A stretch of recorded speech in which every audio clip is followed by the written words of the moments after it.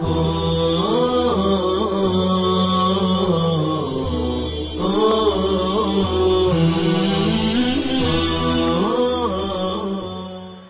اللہ الرحمن الرحیم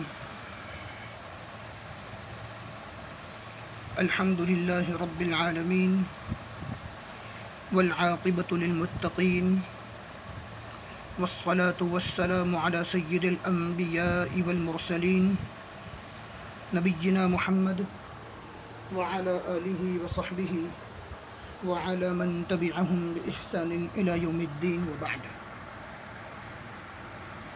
گزشتہ سبق میں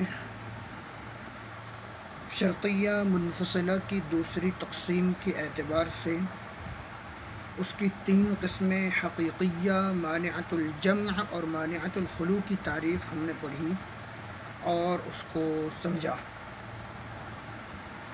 آج کا سبق ہمارے لیے اہمیت کا حامل ہے، اس لیے کہ آج کے سبق میں تناقض کا بیان ہے، جس کی ضرورت ہمیں قرآن کریم کلام اللہ میں اور احادیث رسول صلی اللہ تعالی علیہ وسلم میں اور نصوص شرعیہ میں پڑتی ہے۔ ویسے تو سبھی مباحث ضرورت کے اور کام کے ہیں، لیکن آج کا یہ سبق اور آئندہ اس سے متعلق آنے والے اسباق یہ زیادہ اہمیت کے حامل ہیں، اس لیے کہ اس میں سمجھایا گیا ہے کہ جب دو باتوں میں تعارض ہو تو اس کو دفع کیسے کیا جائے، یا اس سے بھی پہلے ایک بنیادی بات کہ دو باتوں میں تناقض ہوتا کب ہے۔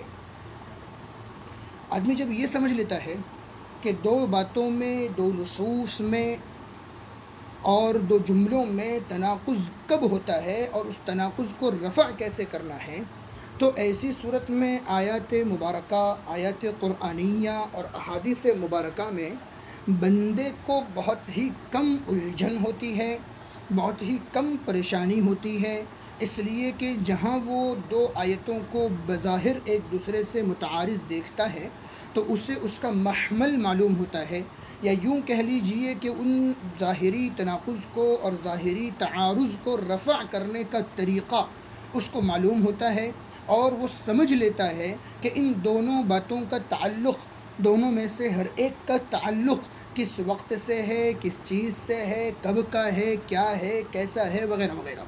تو آج کا سبق اور اس سے آنے والے متعلقہ اسباق یہ ہمارے لیے ضرورت اور بہت ہی زیادہ اہمیت کے حامل ہیں، اس لیے کوشش کریں کہ آج کے یہ سبق اور آئندہ اس سے متعلق آنے والے اسباق کو خوب سے خوب تر اور بہتر سے بہتر طریقے سے سمجھنے کی کوشش کریں، تاکہ آیات قرآنیہ، احادیث مبارکہ، نصوص شرعیہ میں اولاً تو کہیں تعارض نظر ہی نہ آئے، اور اگر بظاہر تعارض نظر آتا ہو تو اس کو رفع کرنے میں اور اس کو دور کرنے میں ہمیں دشواری کا سامنا نہ کرنا پڑے۔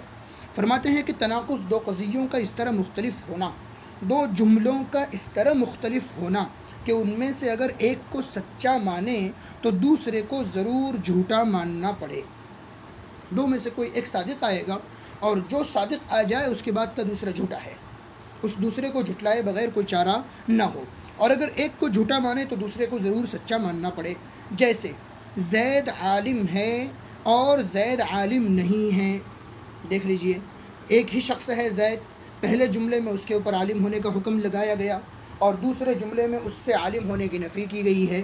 اب ظاہر سی بات ہے کہ اگر میں زید کو عالم مان لیتا ہوں تو دوسرے جملے کے بارے میں ماننا پڑے گا کہ وہ جملہ غلط ہے، اور اگر میں دوسرے جملے کو سچ مان لیتا ہوں تو ماننا پڑے گا کہ پہلا جملہ غلط ہے۔ یہ دو قضیے ہیں، اگر ان میں سے ایک سچا ہوگا تو دوسرا ضرور جھوٹا ہوگا۔ یہ نہیں ہو سکتا کہ ایک ہی آدمی عالم بھی ہو اور جاہل بھی ہو۔ اب وہ نسبتوں کا فرق ہے جو آگے تناقض کی شرطوں میں ہم اس کو سمجھنے کی کوشش کریں گے۔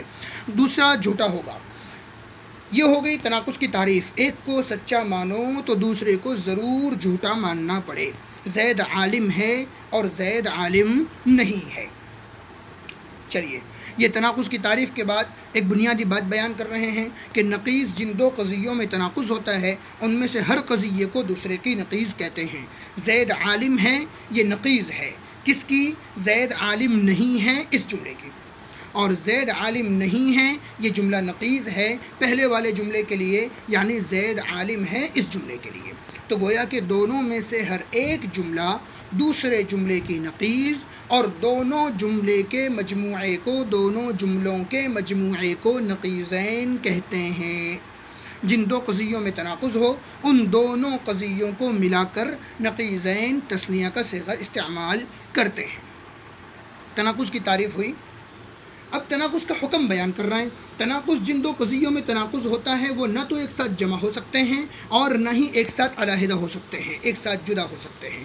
دونوں میں سے ایک کا پایا جانا ضروری اور دونوں میں سے ایک کا نہ پایا جانا ضروری ہے۔ ضروری ہے کہ ہم ایک کو سچا مانیں تو دوسرا نہ ہو، اور دوسرے کو سچا مانیں تو پہلا موجود نہ ہو۔ دونوں ایک ساتھ نہیں ہو سکتے اور نہ دونوں ایک ساتھ ختم ہو سکتے ہیں، اس لیے کہ یا تو آدمی عالم ہوگا یا آدمی غیر عالم یعنی جاہل ہوگا، تیسری کوئی شکل ہمارے پاس موجود نہیں ہے۔ تو یا تو یہ مان لیا جائے کہ زید عالم ہے یا یہ مان لیا جائے کہ زید عالم نہیں ہے۔ ان دونوں صورتوں کے علاوہ تیسری کوئی شکل ہمارے پاس نہیں ہے، اور ان دونوں میں سے بھی جس کو بھی ہم تسلیم کریں گے دوسرے کو چھوڑنا پڑے گا، دوسرے کو ترک کرنا پڑے گا۔ جیسے مثال مذکور میں نہ یہ ہو سکتا ہے کہ زید عالم بھی ہو اور جاہل بھی ہو، اور نہ یہ ہو سکتا ہے کہ وہ نہ عالم ہو اور نہ جاہل ہو۔ تناقض کی تعریف ہو گئی اور تناقض کا حکم بھی ہو گیا۔ اب تناقض کی بہت ساری شرطیں ہیں، جس میں سے ایک عام شرط جو یہاں پہلے بیان کر رہے ہیں اور اس کے بعد اگلے سبق میں، اگلے دو اسباق میں ملا کر بقیہ شرائط کا تذکرہ بھی انشاءاللہ العزیز آئے گا۔ تو عام شرط تناقض کی کیا ہے؟ جن دو قضیوں میں تناقض ہوتا ہے ان کے لیے ایک عام شرط یہ ہے کہ ان میں کا ایک موجبہ ہو اور دوسرا سالبہ ہو۔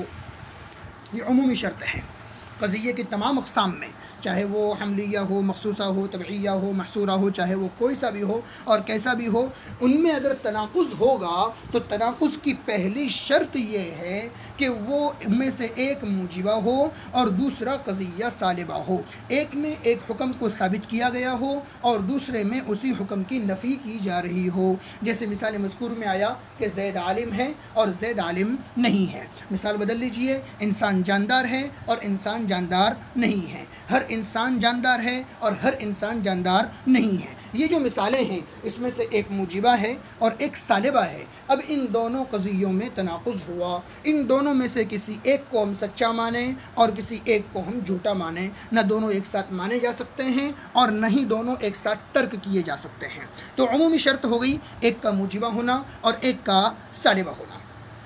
اب ہم نے قضیہ حملیہ کی 4 قسمیں پڑھی تھی، مخصوصہ جس کو ہم شخصیہ کہتے ہیں، تبعیہ، محصورہ اور محملہ۔ آگے فرما رہے ہیں کہ اگر وہ دونوں قضیے مخصوصہ ہوں، دونوں میں شخص معین پر، ذات معین پر حکم لگایا گیا ہو، تو ان دونوں قضیوں میں 8 باتوں میں اتحاد ضروری ہے تناقض کے لیے۔ 8 باتیں بیک وقت پائی جائیں تو تناقض ہوگا۔ اگر یہ 8 باتوں میں سے کوئی ایک بھی موجود نہ ہو تو تناقض نہیں ہوگا، جن کو وحدات ثمانیہ کہتے ہیں۔ اور اگر وہ دونوں محصورہ قضیہ ہوں، محصورہ جہاں کل حکم کلی جو موضوع کلی ہوتا ہے اور حکم کلی کے افراد پر ہوتا ہے، اگر وہ دونوں قضیے محصورہ ہوں تو کلی اور جزئی میں اختلاف بھی ضروری ہے، یعنی ان میں سے ایک کلیہ ہو تو دوسرا جزئیہ ہو۔ مثالیں اور وحدات ثمانیہ کا سبق یہ آئندہ آ رہا ہے۔ گویا کہ یہاں سے ہمیں 2 باتیں معلوم ہو گئیں۔ پہلی بات تو یہ ہے کہ تناقض کے لیے ایک شرط عمومی ہے جو تمام قضیوں میں پائی جا سکتی ہے، اور وہ ہے ایک قضیے کا موجبہ ہونا اور بعین ہی اسی قضیے کا سالبہ ہونا۔ ایک اور اگر وہ دونوں قضیے مخصوصہ ہوں تو پھر 8 چیزوں میں اتحاد ضروری ہے جو وحدات ثمانیہ کہلاتے ہیں، اور اگر وہ دونوں قضیے محصورہ ہوں تو کلی اور جزئی کا اختلاف بھی ضروری ہے۔ موجبہ اور سالبہ کا ہونا تو بہرحال ضروری ہے، موجبہ اور سالبہ کو چھوڑ کر وحدات ثمانیہ اور اگر وہ دونوں قضیے محصورہ ہوں تو ایسی صورت میں کلی اور جزئی کا اختلاف بھی ضروری ہے۔ پھر سے ایک بار درخواست ہے کہ اس سبق کو بہتر سے بہتر طریقے سے سمجھنے کی کوشش کریں تاکہ آیات قرآنیہ، احادیث مبارکہ اور نصوص شرعیہ میں ہمیں کہیں بھی کسی قسم کی پریشانی کا سامنا نہ کرنا پڑے۔ وصلی اللہ وسلم علی نبینا محمد وعلی آلہ وصحبہ وعلی من تبعہم بإحسان الی یوم الدین۔